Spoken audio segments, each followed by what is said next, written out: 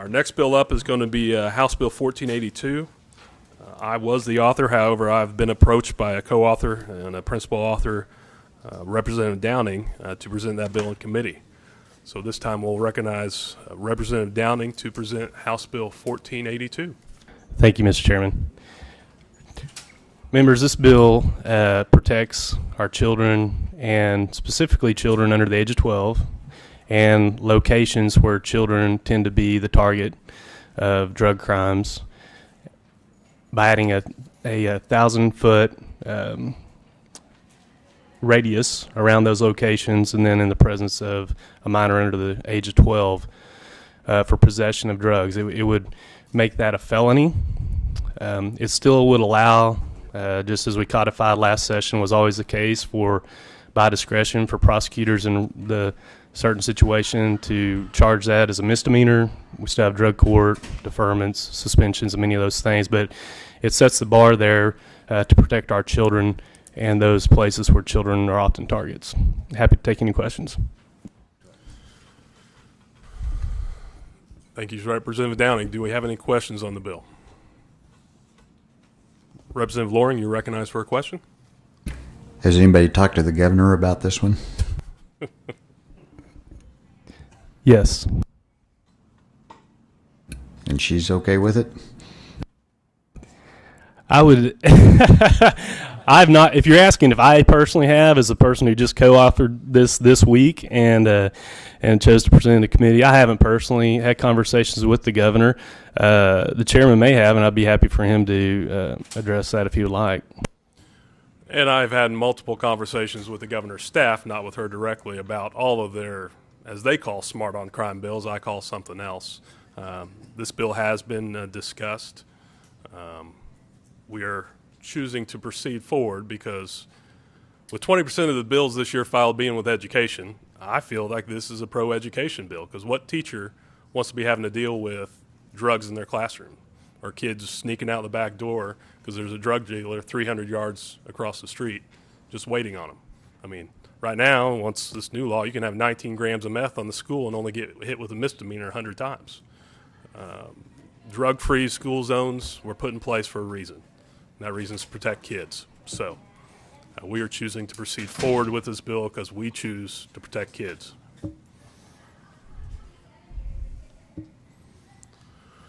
Any further questions? In the nick of time. Cheers. Once you log in on your iPad that McPeak left you. That I don't have? Yeah. Thank you, Mr. Chairman. Sorry I'm late. I was presenting in another, and I got to present last. Last name W. This question may have already been asked, but this is the one that you're amending parts of State Question 780, right? And going back to, or no? This is amending. Representative Downing, the co-author, is presenting this bill, so right directly across from you.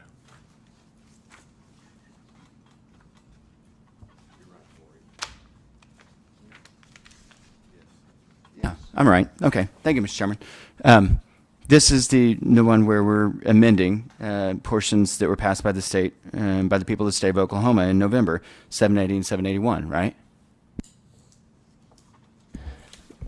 This would amend sections of the law that, as a result of that state question, were changed. I think it's important to note that nowhere in the ballot title did it mention children or the locations where children are targeted, and that's, I could add more to that, but I won't unless you would like to. Thank you, Mr. Chairman. With regard to that, and I read this, and I understand how it looks on the front at the 30,000-foot view whenever you have someone who is caught selling or possessing within 1,000 feet of a school. But I would ask, do you have any empirical data that shows that inherently this crime is more dangerous than if it weren't happening within 1,000 feet of a school? Daycare, elementary, whatever.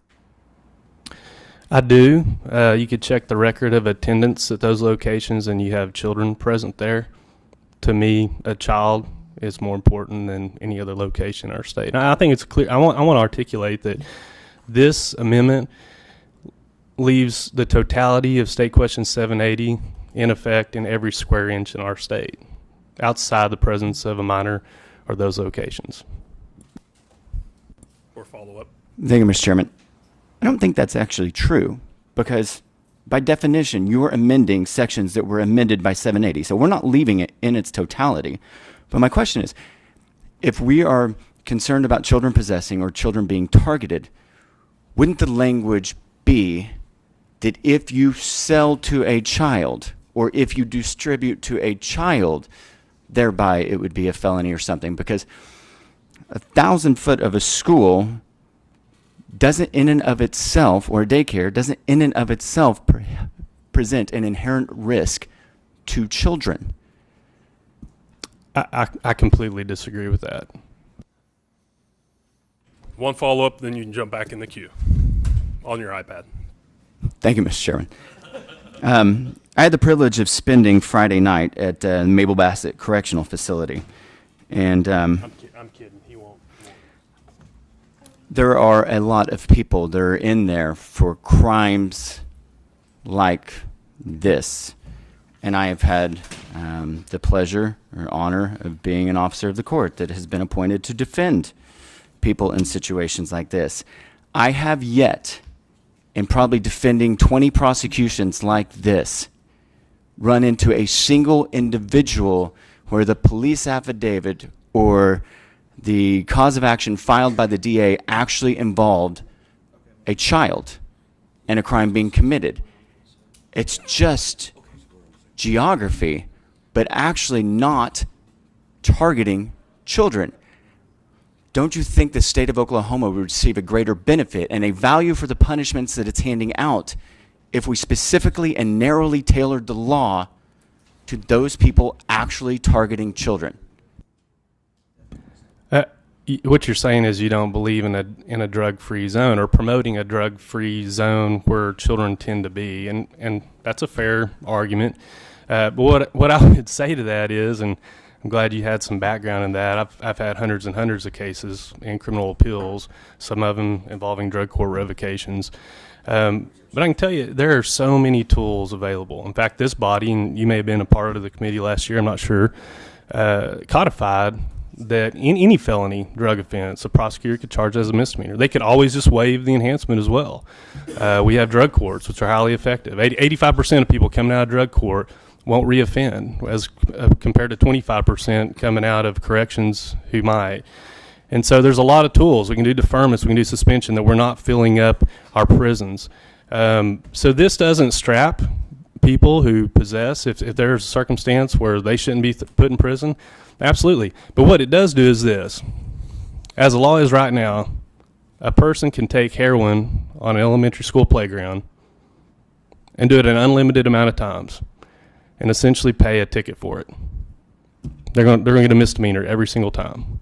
Is that what the people wanted? No. And I can tell you, to the point about it being a ballot question, the Attorney General's office is required to explain the effect of a ballot. I think maybe for some of the new members, it's helpful to explain that process. This was a petition, so they collected an X amount of signatures and they proposed what their language would be. In that proposal, there's not a single mention of children, not a single mention of any of the specific drug crimes, but certainly not of kids or locations with kids. So when the AG's office reviewed that, as it's required to do, it put the list of specific drug crimes for the voters to understand and say, okay, this is what we're voting on. Great. Voters, if you want to change our drug crimes dealing with kids, you should know that. Well, the proponents of that state question challenged it in the Supreme Court, used that legal process, and you can go back and read the legal documentation that's on the Secretary of State's website, where they made the argument that this is too emotional. If people know that we're dealing with drug crimes in school zones and kids, this is too emotional. It cannot be on there.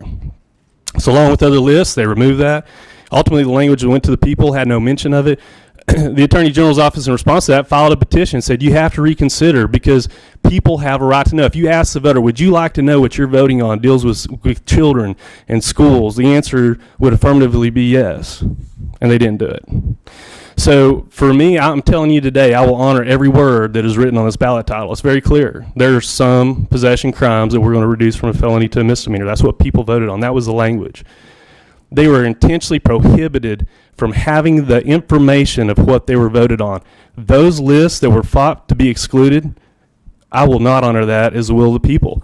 I will protect their will. They can go right back to them November 2018. Propose a question. Do you want it to be always be a misdemeanor? Every schedule of drugs, as many times as you want on your kid's playground. Do you want that? They can ask them that, and I would say they should do that. But I think it's our duty as a legislative body not to be complicit in what we saw occur in that last ballot cycle. Representative Humphrey, you're recognized for a question. Okay. Representative Williams, I kicked you out of the queue for Representative Humphreys. Do you have any follow-up questions? I see you writing, so you're recognized. Thank you, Mr. Chairman. That was actually my debate. I was scratching down. But okay. I do have a question. I mean, since you mentioned it, couldn't we just as easily ask the voters to vote on this measure instead of usurping the power that they utilized in November? And because you seem gut check sure that you're in 100% lockstep with the voters. The only way to actually know that is to put it on the ballot. Why wouldn't we just change your language and put it on the ballot? I'm doing exactly just that. I'm preserving the language for them to be able to have the opportunity to vote on it. This language is exactly as the law stands.